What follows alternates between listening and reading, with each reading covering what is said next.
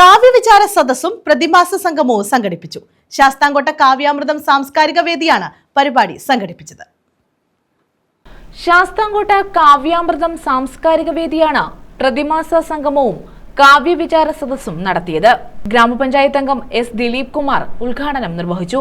തങ്ങളുടെ എഴുത്തുകൾ, തങ്ങളുടെ അനുഭവങ്ങളൊക്കെ കവിതകളായി കുറെ സുമനസ്സുകളുടെ അവരോടൊപ്പം ചേർന്ന ആളുകളുടെ മുന്നിൽ അവതരിപ്പിക്കുകയും പറയുകയും ചൊല്ലുകയും ഒക്കെ ചെല്ലുവാനുള്ള ഒരു അവസരം ഉണ്ടാകുക എന്ന് പറയുന്നത് തന്നെ, അതിനൊരു വേദി ഉണ്ടാകുക എന്ന് പറയുന്നത് തന്നെ മഹത്തരമായ ഒരു കാര്യം തന്നെയാണ്. പലപ്പോഴും കവിതകളൊക്കെ നമ്മുടെ അനുഭവങ്ങളിലൂടെയാണ്. KV രാമാനുജൻ തമ്പി അധ്യക്ഷത വഹിച്ചു.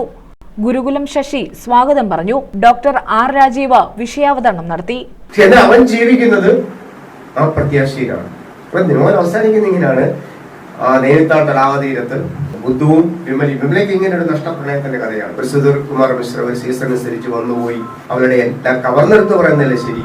അവർക്ക് ജീവിതത്തിൽ ഏറ്റവും ഓമനിക്കാനുള്ള അല്ലെങ്കിൽ ഓർത്തുവെക്കാനുള്ള പ്രവൃത്തിക്കുള്ള എല്ലാം കൊടുത്തിട്ട് അയാൾ പോവാണ്. P വിജയചന്ദ്രൻ നായർ, C ഹരികുമാർ, സിന്ധു, ചന്ദ്രൻ കിഴക്കടം എന്നിവർ പങ്കെടുത്തു. ഓരോരുത്തരും കൈകാര്യം ചെയ്യുന്നു എന്ന് സ്വയം തിരിച്ചറിയുകയും ചെയ്തുകൊണ്ട് തന്നെ തിരുത്തുന്ന ഒരു കാവ്യരീതി ഇവിടെ നടന്നു വരുന്നുണ്ട് നിശബ്ദമായി.